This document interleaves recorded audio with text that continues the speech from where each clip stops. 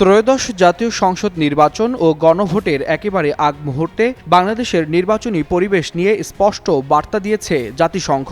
নির্বাচনে নারীদের নিরাপদ, অন্তর্ভুক্তিমূলক ও অর্থপূর্ণ অংশগ্রহণ নিশ্চিত করার আহ্বান জানিয়েছে সংস্থাটি। মঙ্গলবার ঢাকায় জাতিসংঘের আবাসিক সমন্বয়কারীর কার্যালয় থেকে দেয়া এক বিবৃতিতে বলা হয়, নির্বাচনে নিরাপদ ও অর্থবহ অংশগ্রহণ সবার মৌলিক অধিকার। হোয়াইট প্লাস প্রোসেনসিটিভ স্কোয়ারে মাঠের বাইরেও তো আমরা এভাবে দেশপ্রেম দেখাতে পারি। এর মধ্যে নারী, প্রতিবন্ধী নারী, সংখ্যালঘু সম্প্রদায়ের নারী এবং ভিন্ন লিঙ্গ পরিচয়ের মানুষের অধিকারও সমানভাবে অন্তর্ভুক্ত।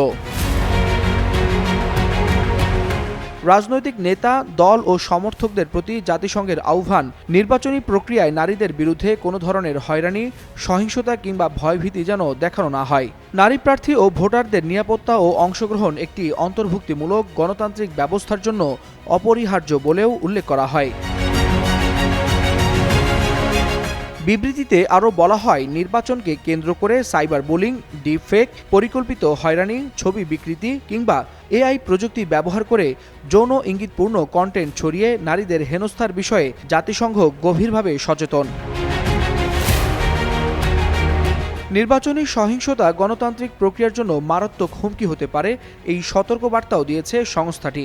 একই সঙ্গে বাংলাদেশের কর্তৃপক্ষ নিরাপত্তা, আইনের শাসন ও নাগরিক অধিকার সুরক্ষায় কার্যকর পদক্ষেপ নেবে বলে আশাবাদ প্রকাশ করছে জাতিসংঘ।